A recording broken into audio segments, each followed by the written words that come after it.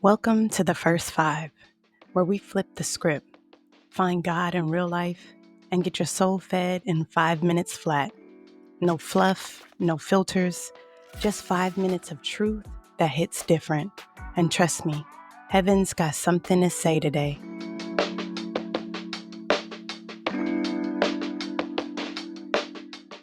Well, good morning, family. It's Manna Wednesday, okay? I told y'all we was gonna make this a thing. Your midweek gas station stop, okay? Before you run out of faith fuel, remember this. The steadfast love of the Lord never ceases. His mercies never come to an end. They are new every morning.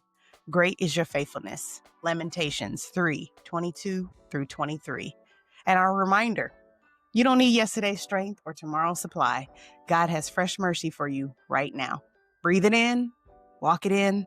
It's Manna Wednesday. So let's get into it. This is your first five. 5 minutes, one word, let's flow. So the other morning, I was in full mom mode, okay? You know, I'm trying to pour cereal, okay? That's apparently not breakfast, according to my 16-year-old. Boo. Sign a permission slip, like, girl, where was this last night? And yell for somebody to find the missing shoe that somehow always disappears right before school. Meanwhile, my coffee had gone missing, okay? Like it had packed its bags and left me for a calmer household. Like, how dare you? Where is my coffee?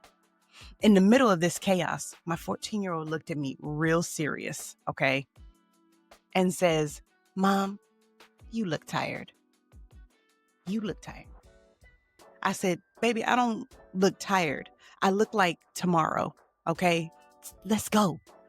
But y'all ever seen tomorrow on somebody's face? Okay, that's a whole different level of weary. That's don't talk to me until 2030 tired. And right in that moment between the missing shoe, the abandoned coffee, like how dare you, and my child diagnosing me like she's Dr. Phil now, God whispered, stop trying to live tomorrow, today. I've given you oil for this day. So I titled today's message, A Little Oil Left. Oof. That's Matthew 6:34. Jesus tells us not to stress about tomorrow. It's got its own problems. Today has enough. But God also gave you enough grace, enough mercy, and enough oil for today. Worry is like swiping a credit card on a bill that isn't due. God's not asking you to cover tomorrow. He's saying, use today's oil for today's assignment. So let's talk truth. You've got enough for right now. God's mercies are new every morning.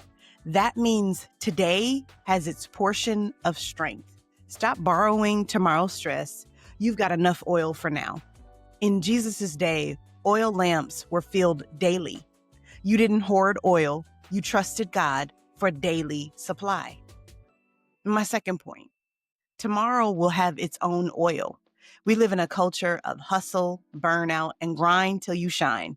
But Jesus pushes back. Tomorrow will have its own grace. Think of the widow in 2 Kings 4. She thought she didn't have enough, but God multiplied her little. That's kingdom economics. When you arrive at tomorrow, fresh oil will already be waiting. Amen. Some of us live with survival anxiety from poverty or instability, but Jesus's words invite rest. Your story isn't scarcity, it's supply.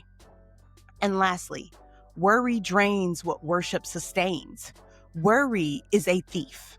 It burns your oil faster than work ever could. But worship refills the lamp. Elders know the hymn, one day at a time, sweet Jesus. Gen Z might say, God's got the receipts. Don't overdraft your spirit. Both point to the same truth. And where in your life have you been wasting today's oil on tomorrow's problems? And how can you shift from worry to worship this week? And our prayer for today, Lord, thank you for the oil of today. Teach me to stop worrying about tomorrow and start worshiping in the now. Fill my lamp with peace and let me walk in the assurance that you've already gone ahead of me. Amen. Whew. Well, there you have it. That was your first 5. Now go live it. 5 minutes, 1 word, all fire. And don't forget to like, share, and subscribe. And remember, don't run out of oil worrying about tomorrow. God's already got that covered. I'll see you back here in the morning.